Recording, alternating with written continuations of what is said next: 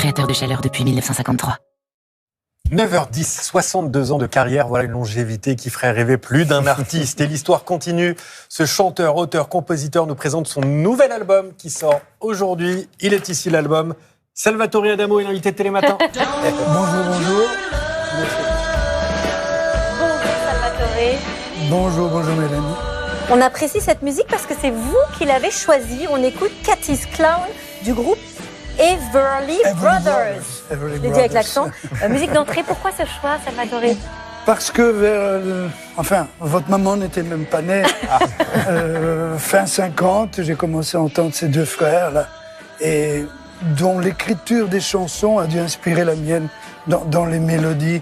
J'aimais bien leurs harmonies. Il y avait bien sûr Elvis Presley, il y avait Gene Vincent, mais il y avait aussi les Everly Brothers, qui plus tard ont été aussi les inspirateurs de Simon et Garfunkel, mais Simon et Garfunkel avec des textes plus sociaux, plus concernés. Vous écoutez beaucoup de musique dans votre quotidien? Quand je peux. Avant, je ne faisais que ça. Maintenant, j'essaye d'en composer moi-même. De la bonne musique dans ce double album. Il y en a des nefles et des groseilles disponibles depuis ce matin. Vous êtes en tournée dans toute la France. Le 22 mars à l'Olympia. On en parle dans un instant. Avez-vous déjà chanté en duo avec Jean-Jacques Goldman? C'est une drôle de question. Pas en duo, j'ai pas eu cette chance, mais au Québec, il y a un mois, j'ai participé à un hommage à Goldman. Vous allez voir pourquoi on vous pose cette question. Pardon, je vous ai coupé. Peut-être que vous en référez au fait que j'ai chanté Tourne les violons. Alors non, c'était pas ça, mais on est aurait ravis pu. de l'apprendre. Oui, C'est vrai, vous au avez Québec, chanté. au Québec, oui. Non, je vous dis Il y a ça un mois. parce que c'est l'interview encore un matin. Elle vient de loin. Bien joué. Question courte, réponse courte. L'heure du réveil ce matin, pour vous. Oui, exceptionnellement, 7 heures. Et l'heure du coucher? Et là aussi, j'étais très raisonnable, c'était 11h30. Ah, vous dites exceptionnellement parce que d'habitude, vous vous levez plus tard et vous vous couchez plus tard. Beaucoup plus tard, oui. L'humeur du jour, Salvatore. Je suis content, les gens me sourient. Voilà, merci de vos sourires. Est-ce que vous dormez plutôt à gauche, à droite ou en diagonale au milieu du lit? À droite et du côté droit. Votre première pensée ce matin, elle était pour qui? Est-ce que ma voix sera audible? Parfois, je me réveille. Je ne fume pas pourtant. Avec la voix enrouée. Oui. Est-ce que vous chantez sous la douche? Je chante tout le temps, oui. Sur la douche aussi, oui. Vos chansons? Non, Non. presque jamais, non. Le petit déj ce matin, c'était quoi, Salvatore?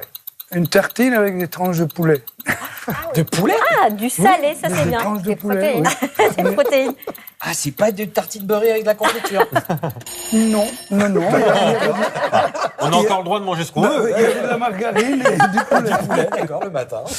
Allez, le réveil a sonné. Salvatore, 62 ans de carrière. Vous les avez vus passer, ces 62 ans? Non, je ne m'en suis pas rendu compte. Et puis, de temps en temps, je me retourne et je les vois. Et ça faisait 8 ans qu'on attendait un nouvel album. Vous ne vous êtes pas moqué de nous. 25 chansons qui ont pour inspiration l'amour, l'enfance, le monde, le temps qui passe, comme dans ma belle jeunesse. Écoutez. Ne me quitte pas, oh ma belle jeunesse, ne me largue pas dans mes souvenirs. Je n'ai plus ton pas, je sais, le temps presse, j'ai encore des rêves à n'en plus finir. Ne me lâche pas, oh ma fière jeunesse, fais-moi un sourire et je danserai. Tu peux te moquer, je suis blindé, j'encaisse, je sais que mes pas datent du siècle dernier. Où tu vas? Où tu vas sans moi? Ne me plante pas là, tu n'en as pas le droit, pas comme ça. Attends-moi, ralentis ton pas. Attention, on arrive. On ne vous avait pas réentendu chanter, composer depuis 8 ans. Pendant cette période, je crois qu'il y a eu un événement assez traumatisant pour un chanteur, vous allez nous en parler, puisque vous avez perdu votre voix. Que s'est-il passé? Eh bien, j'étais au Chili et un jour de relâche, je me promenais sur l'Avenida de la Libertad. Il y avait une manifestation, c'était presque en même temps que ce qu'on avait appelé la révolution des marmites. Et il y avait 200-300 personnes, il y avait un camion de pompiers qui les arrosait, un chien qui profitait du jet d'eau, je m'en souviens, on l'avait filmé. Et je n'ai pas vu, j'étais avec ma petite sœur Giovanna, j'ai pas vu un nuage de gaz lacrymogène monter. Et je vous assure, c'est à mourir. Je ne comprends pas qu'on puisse jeter ça sur des gens complètement étouffés. Heureusement, l'hôtel n'était pas trop loin. Et j'ai chanté le soir avec la voix très enrouée. Et le lendemain, plus de voix. Et ça a duré un certain temps ? Ça a duré quelques mois. J'ai pris des séances d'orthophonie, logopédie, comme on dit en Belgique. Et heureusement, Laurence, parce qu'elle s'appelait, m'a remis la voix, m'a redonné la voix au bout d'une quinzaine de séances. Et ça a duré 6 mois. Vous avez eu peur de ne plus pouvoir chanter ? Oui, parce que les progrès étaient très très lents. Et tous les matins, comme vous me l'avez dit tout à l'heure, j'ai essayé la voix, elle n'est pas là. Voilà. Dans ce double album, il y a des chansons qui ont peut-être un peu plus de valeur que d'autres. Celle-ci, par exemple, écoutez. Alors j'attends que tu m'aimes comme autrefois, mais j'ai plus le temps. Ça, c'est Quand tu veux. Et on l'écoute, et Aimer comme on respire, ces 2 chansons-là, elles sont un peu différentes des autres. Pourquoi ? Parce qu'on entend une voix féminine. On peut monter le son ? Eh bien, c'est ma petite fille Lily, mon trésor, avec Ayla, sa petite sœur. Voilà, je voulais illustrer cette innocence-là. C'est un petit délire. C'est un monsieur de mon âge qui va bientôt être centenaire, dans la chanson. Moi, j'espère y arriver quand même. On vous le souhaite. Et il a toujours dans sa tête son premier amour de 10 ans, où il s'était promis qu'il s'épouserait quand il serait grand. Et voilà, maintenant, il lui dit, écoute, je t'attends depuis 90 ans. Si tu n'es pas là immédiatement, je refais ma vie sans toi.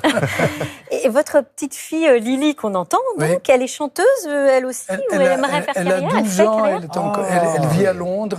Est-ce que c'est quelque chose qui l'habite, ou elle le faisait pour être avec vous ? Elle est membre d'un groupe. Ah oui, déjà. Dans l'école. Et elle a gagné avec son groupe le concours des groupes. Donc elle a votre talent. C'est un premier pas. Il y en a eu beaucoup des duos avec vous, Adamo. Est-ce que le faire avec votre petite fille, ça a été le plus compliqué à gérer ou le plus simple ? Absolument, c'était le plus intime d'ailleurs. Je ne l'ai pas amené au studio. Je l'ai fait dans sa chambre à elle, à Londres, avec 2 smartphones. Ah ouais. Un où elle avait l'oreillette et l'autre où je la faisais chanter. Et ensuite, en studio, on a intercalé la voix. Salvatore, vous avez vendu plus de 100 millions de disques. Je n'y ai pas cru quand j'ai lu cette information. Moi non plus.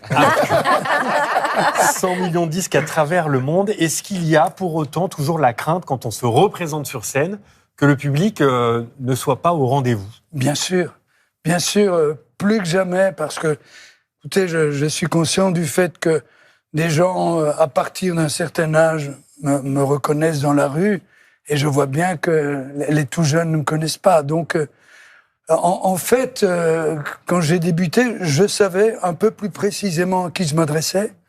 Aujourd'hui, je ne le sais plus vraiment. C'est vrai ? Donc, les thèmes ont varié, oui. Justement, est-ce qu'on aura des classiques sur scène ? Est-ce qu'on aura ça, par exemple ? Je peux le chanter moi-même. Ça sera pas le même.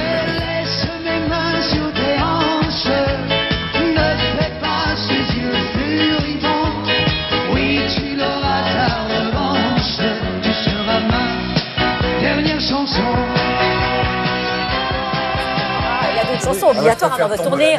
Tombe la neige, vous permettez, monsieur, qu'on a entendu en début d'émission.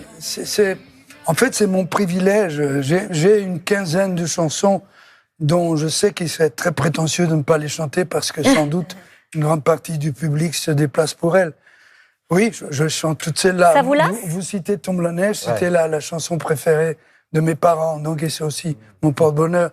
Et j'essaye aussi de faire découvrir les dernières chansons, donc ça fait un tour de chant de 2h15, 2h20. Ouais, quand même. Salvatore, j'ai lu dans la presse belge qu'on préparait un film sur vous, un biopic. C'est vrai cette histoire ? C'est vrai, c'est en cours. Okay. J'ai rencontré Stijn Konings, qui est le metteur en scène de Sœurs Sourire, qui a été nommé aux Oscars quand même. On connaît déjà le nom de l'acteur qui va... Non, on n'en est pas à la distribution. On en est encore à trouver l'angle. Oui. Vous auriez une préférence pour l'acteur ? Je ne vois pas. Nous, on avait pensé à Laurent Lafitte. Il est plus grand que moi. Hein. Il est un peu plus grand, c'est vrai. Il peut tricher un peu. Salvatore Adamo, la télévision vous aime évidemment depuis des années. Benoît Laganne, notre spécialiste du petit écran, a fouillé pour vous les archives télé. Il a retrouvé quelques pépites. Oui, on va commencer, Salvatore, par vos débuts. Nous sommes en 1963. C'est dans une émission qui s'appelle L'école des vedettes. Et votre marraine, c'est Annie Cordy. Regardez. J'ai une grande responsabilité, il faut que je vous présente mon filleul, oui. Mon filleul qui s'appelle Salvatore Adamo. Salvatore Adamo. Où est-il? Salvatore! Oh! Ah ben le voilà, je savais qu'il n'était pas loin. Dites bonjour. Bonsoir. Bon, ensuite quoi? Ensuite, vous allez nous présenter une chanson, bien sûr. Et le titre de cette chanson? Sans toi, mamie. Sans toi, mamie. Oh, ça a l'air charmant, ça. Eh bien, Salvatore Adamo, à vous. Le voilà. Sans toi, mamie, le temps est si lourd. Les heures et les jours sombres sans espoir. Sans toi, mamie. Quel souvenir vous gardez de cette première télé et de cette chanson? Mais d'abord, j'ai gardé beaucoup de gratitude pour Annie Cordy, qui a été très, très sympathique avec moi. Elle m'avait pris une fois ou deux en première partie de ces spectacles. Et je garde d'elle un geste qui, pour moi, a été une maxime de vie, pratiquement. Donc, j'avais chanté mes 3 petites chansons avant elle. Et puis, je me suis mis en coulisses pour la regarder. Elle était très enrhumée et même grippée ce jour-là. Et dans une chanson, elle avait revêtu un bleu de travail. Et elle s'allongeait sur le sol. Elle transpirait, la pauvre. Et elle m'a vu en coulisses et elle m'a fait un clin d'œil. Et ce clin d'œil, pour moi, c'est show must go on. Voilà comment il faut faire. Et voilà. Et il m'est arrivé plusieurs fois de ne pas être dans la forme la plus olympique et d'aller jusqu'au bout quand même. Elle me l'a montré. Très belle leçon de vie, show must go on, dans la musique et au cinéma aussi, Benoît. Oui, parce qu'on vous a vu en 1967 dans un film aux côtés de Bourvil. Le film, c'est Les Arnaud. Regardez, j'ai retrouvé cette archive. C'est sur le tournage, vous êtes aux côtés de Bourvil. Regardez. Oui, je suis assez fier de mon élève, parce que c'est moi qui, au départ, a eu l'idée de prendre Adamo dans ce rôle. Comment l'élève juge-t-il son professeur? Oh, alors là, je sens qu'il va me dire des choses gentilles, je vais... Non mais retournez-vous. Je vais sortir. Les choses gentilles, je les ai dites même quand vous n'étiez pas là. Ah, bon, alors... Vous avez parlé du professeur dans le film ou du personnage lui-même? Non, de Bourvil. De Bourvil, ben, c'est la seule raison pour laquelle je tourne le film, c'est sa présence. Et maintenant, je me rends à l'évidence, son talent déteint un peu sur moi, ça m'aide beaucoup. Ah, voilà. Avec Bourvil, ça c'est la classe. Hein. Ouais, quand même. Ça a été une leçon pour moi, une leçon d'humanité, d'humilité, à tel point qu'à un moment donné, dans une scène, il y a quelque chose qui ne collait pas. Et je dis à André, André, tu devrais dire au metteur en scène, non, vas-y, toi. et moi, j'y suis allé, je me suis fait remettre à ma place. En fouillant dans les archives, Salvatore, on vous retrouve aussi à des endroits où on vous attend moins, les jeux télévisés. Oui, vous avez participé à l'Académie des Neufs, animée par Jean-Pierre Foucault, mais aussi dans L'Inconnu de 19h45, présenté par Patrick Sabatier. Le générique, on l'entend là. Et c'était le principe du jeu, il était simple. En fait, des candidats devaient découvrir qui était déguisé, sous des déguisements vraiment plein de maquillage, etc. Et là, vous vous souvenez en quoi vous étiez déguisé dans ce jeu?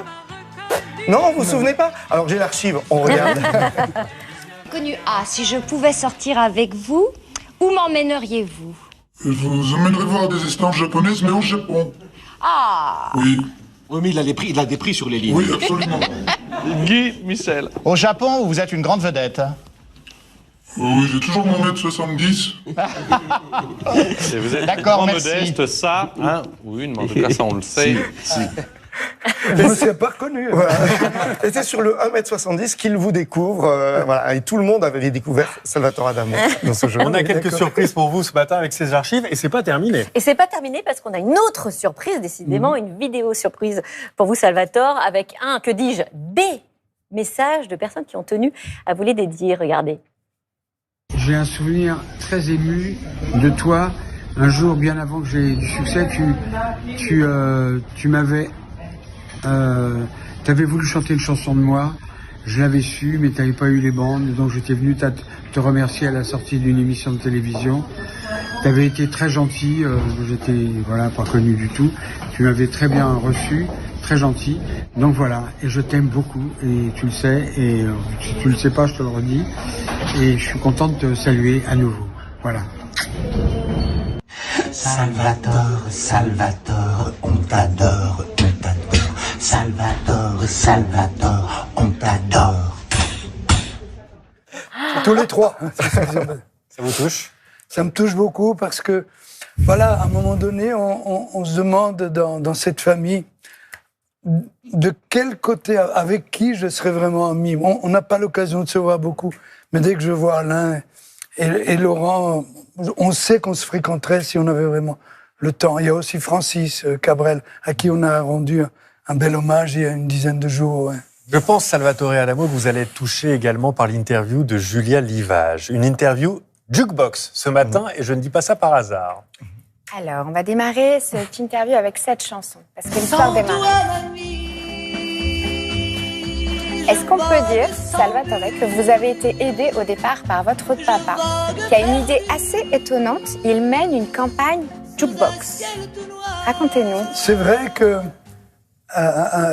j'avais commencé à chanter à l'insu de mon père. Oui. Parce que lui, il était fan d'opéra, et moi, j'avais pas la voix.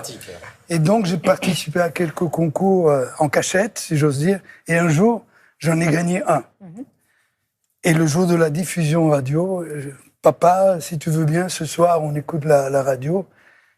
Et mon père, j'avais 16 ans, en m'entendant gagner, il a craqué.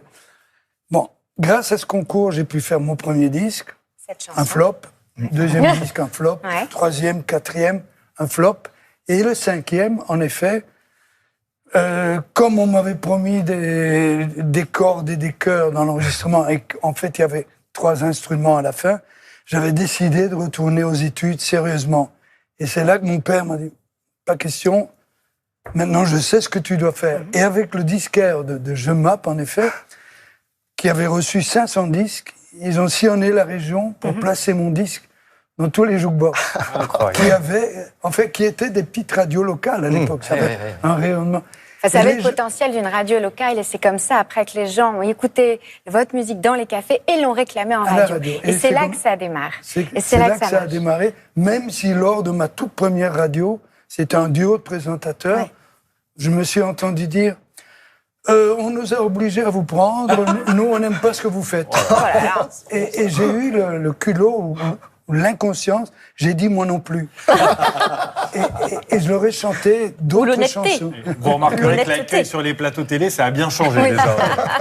Donc on va démarrer ce jukebox. Je vous propose 3 propositions. À vous de choisir. Regardez, vous avez 3 images. On lance quelle image? Dites-moi. Dès qu'on peut parler de Jacques Brel, je n'hésite pas. On y va. Ne me quitte pas, ne me quitte pas, moi. Je t'offrirai. Alors Jacques Brel, pourquoi Jacques Brel? Jacques Brel, il vous appelait le jardinier de l'amour. Est-ce que vous pouvez nous expliquer pourquoi, d'où ça vient? Je pense que l'hommage que Jacques Brel a écrit, dit-on, en mon honneur, je pense que c'était en fait pour les chanteurs fleurs bleues, comme on disait à l'époque. Et je sais qu'il aimait bien les chansons simples et tout, il me l'avait dit plusieurs fois. Et là, j'étais tellement honoré. En plus, nous avions le même impresario, ce qui fait qu'on s'est vu assez souvent. Et j'ose dire que nous étions amis. Et aussi avec Brassens. Voilà, c'était 2 êtres d'une extrême humilité, très différents l'un de l'autre. Brel, il fallait se mettre sur la pointe des pieds pour l'écouter, parce qu'il délirait tout le temps. Alors que Brassens, il s'asseyait à côté de vous et se faisait tout petit. Comme dans sa chanson. Comme dans une poupée. On en lance une autre? Vous choisissez une autre chanson à diffuser? Le Japon. Le Japon. Le Japon.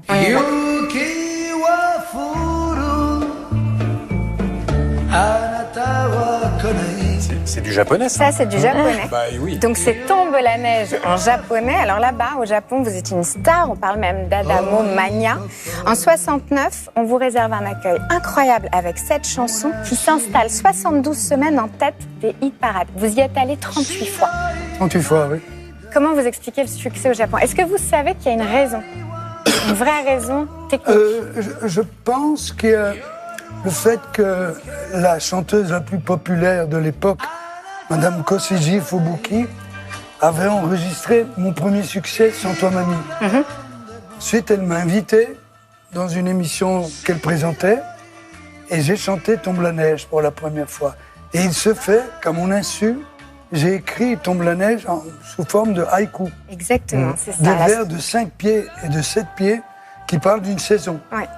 Mais c'est à tel point que un jour, j'étais dans un avion entre Tokyo et Sapporo et j'entends une version instrumentale que je trouvais jolie. Donc j'appelle l'hôtesse et je dis, vous pouvez me dire ce qu'on entend là? Et elle me dit, this is a Japanese traditional song, Yuki Wafuru. Donc, c'est une chanson traditionnelle japonaise, alors que c'était votre chanson. C'était ma chanson. Incroyable. En fait, c'est un honneur d'être annexé au folklore. Mais aujourd'hui, remettons les choses à leur place. Je n'y suis pas allé depuis une dizaine d'années. Les jeunes ne me connaissent plus forcément. Et les chansons sont toujours dans les karaokés. Il y en a 3. Il y a donc Sans toi mamie, Tombe la neige et Mauvais garçon. Mauvais garçon, tous les bureaucrates, le samedi soir, vont sous les biscuits, Mauvais garçon, qui est Roku Denashi, qui veut dire voyou. Vous êtes bilingue. Merci Julia d'avoir réactivé le jukebox. Merci Salvatore Adamo merci à vous. d'être passé. On a passé un moment délicieux. Je rappelle, Des Nèfles et des Groseilles, double album disponible depuis ce matin, en tournée dans toute la France le 22 mars à l'Olympia. Même merci le titre, beaucoup. On dirait un haïku, Des Nèfles et des Groseilles. Télématin.